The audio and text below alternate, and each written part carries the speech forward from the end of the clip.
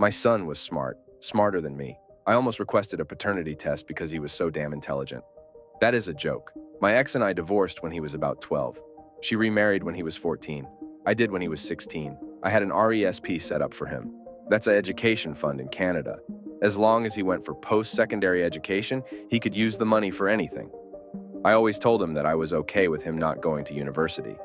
That way, I could use the money I had saved up for him to go to Belgium and buy some beer from monks that only allow you to buy one case.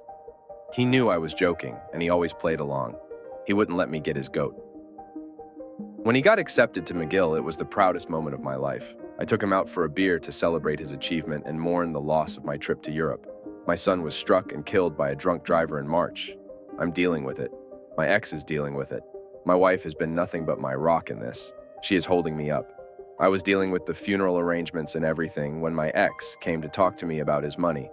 She knew he had a scholarship and was just going to use the money for living expenses and an emergency fund. She asked me what I was going to do with it. I said I was going to do what I always said I would.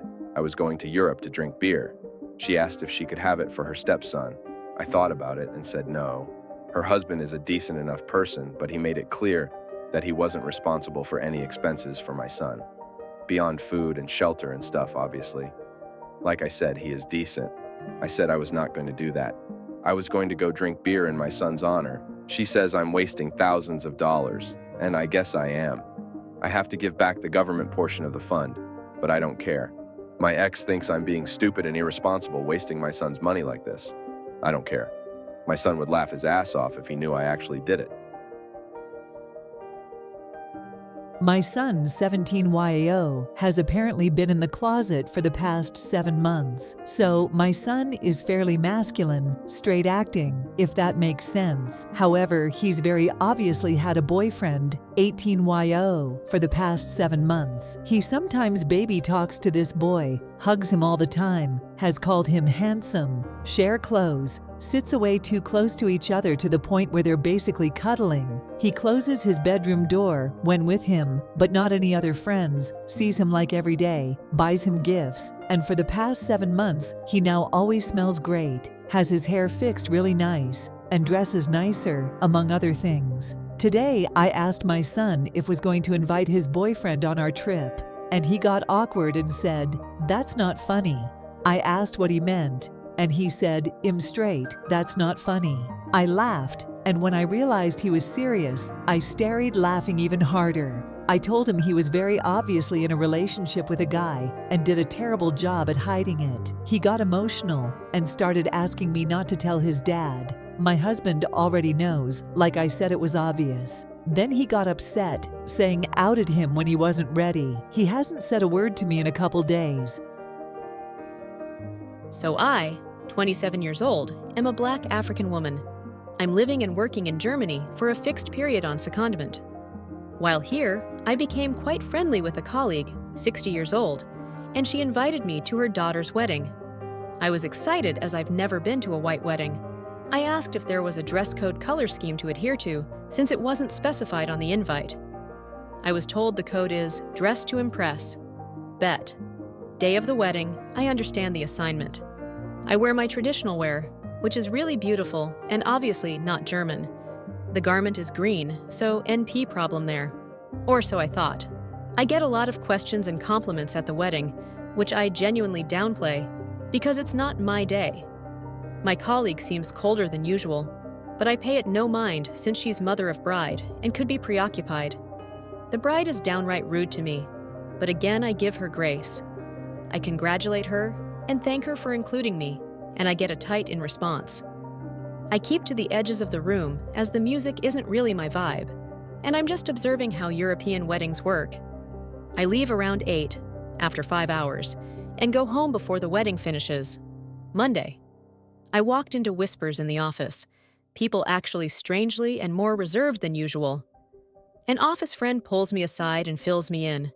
Bride's mother is fuming. My outfit was too extravagant, OTT, and inappropriate.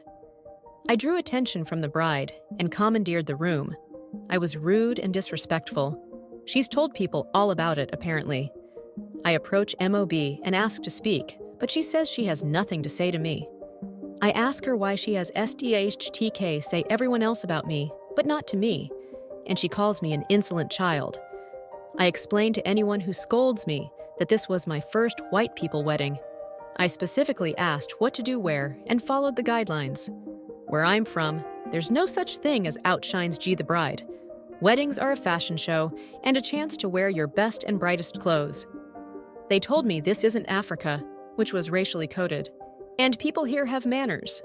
I laughed and told that person to go to hell, so she's telling people I lack remorse for my behavior. My parents-in-law and brother-in-law came to visit and stay for a month with my husband, 27 years old, and I, 28 years old after I had my baby. For context, if it makes any difference, I'm German, husband and his family are Italian. The baby was 3 months old at the time, and I breastfeed her. Usually I'd just nurse on the couch in the living room, but because company was staying, I'd go to my bedroom. After I nursed her, she'd fall asleep and take a nap, and I'd have some free time. Since family was visiting, I tried to plan her naps around our mealtime to spend time with family uninterrupted. My mother-in-law has this thing that when food is on the table, you be there pronto. Sometimes I'd be late coming to a meal because babies can be unpredictable and she wouldn't fall asleep right away or nurse longer than normal. To this, my mother-in-law would barge into my room and announce food was ready, all impatient. This startled the baby and made the process last much longer than it should have. The result is I had to eat much later than everyone else, alone, and the food was cold. It left me fuming. More work to do with the baby, and I'm secluded. This happened several times. I asked my husband to talk to her and explain I can't always come on time. He talked to her, but she still did all this anyway. So I simply decided to stop being late to the dinners. The next time she barged in my room and announced food was ready, I came without hesitation. I came to the table exactly as I was. No shirt, half a bra, baby hanging on one tit. Nothing was seen as the baby's head covered up everything anyway, but still. Ensue uproar. Goes something like, Mael exclaims what the hell I'm doing at the table like this. I'm indecent, there are men at the table. I should be ashamed. I yell back, what the hell does she keep calling me to the table for if I'm not yet ready? I have no reason to be in my room alone with my baby while everyone else is out having a great time together. Brother and Fael are trying not to get in on the argument. Husband ushers me back to my room and scolds me, taking his mother's side. He means he gets I'm frustrated, but this action didn't help anything. But after that, MIL didn't bother again while I was busy with the baby. So what if I came to some meals a little after everyone had started eating? The roof didn't cave in. Anyways, everyone lived happily ever after. We are both 23Y. It's been getting into the 40 degrees where we live, so I've been turning on the AC when I get home. I also work a physically intense outdoor job, so I come home really sweaty and exhausted from the heat. The apartment will stay cool enough for me to fall asleep, but then later on I'll wake up in the middle of the night completely drenched in sweat. I'll then get up and find out that my roommate has been switching the AC off while I'm sleeping. This really upsets me because it's been making me really dehydrated and tired to begin with from not sleeping well, and it's been impacting my work. She's unemployed right now, so I thought she might have been hung up about the power bill. When I finally talked to her about it, I explained that I'm already very sensitive to heat to begin with, and that because we're fortunate enough to have AC, I want to enjoy it when I get home, especially after a long day at work, and that the heat is causing problems for me. I even offered to foot some of her share of the power bill if she was really that concerned about it. But then she said that she turns it off because the apartment gets too cold. I should add that our AC is set at 70 and has never been moved lower than that. I told her that she should just use some blankets or put a sweater on if it was really bothering her because the heat is unbearable. She then countered by saying that because she's in recovery from anorexia, she's really sensitive to cold, and that I'm not prioritizing her needs. I then responded by saying, I'm sympathetic to your situation, but that is your problem and not mine, and it is starting to have a negative impact on me, and we need to find some middle ground here because I can't take off my skin when it gets too hot. She then got extremely upset and angry and told me that I was being ableist and insensitive. I'm kind of bothered by this because I've also had struggles with eating disorders in the past. So am I the asshole here? My wife 39YO and I 36YO have a daughter, technically my stepdaughter, but I've raised her since she was 5. 19YO from a previous relationship of my wife's, her father is not in the picture, who has come back home after her first year at uni. She's picked up a new and problematic issue since she was last home for an extended period of time surrounding laundry. Basically, she has established a boundary where nobody is to touch her clothes. Her reasoning is that she's concerned something will go missing, get damaged, thinks it's just gross for us to go through her stuff, and is an adult who deserves privacy. All fine. We have 3 young children in our home, so plenty of washing to keep us entertained. The issue is that she has a habit of monopolizing washing facilities to the extent where we're effectively prevented from being able to get any other laundry done. For example, last weekend she put a wash in before work and hung it out on the line at around 11 a.m. She then left for work, 12 p.m. to 10 p.m. Her wash was dry within an hour, and obviously she wasn't going to be back all day. We had a few days worth of washing to get through, so my wife, her mom, took everything off the line and folded it. We got through 5 other loads that day. She was not happy when she got home and said that she'd been very clear that we weren't to touch her things. When we explained the situation above, she said it was first come, first served, not something we've ever said, and that since the next day was due to be nice also, we should have just waited to get through it the next day. That really pissed us off.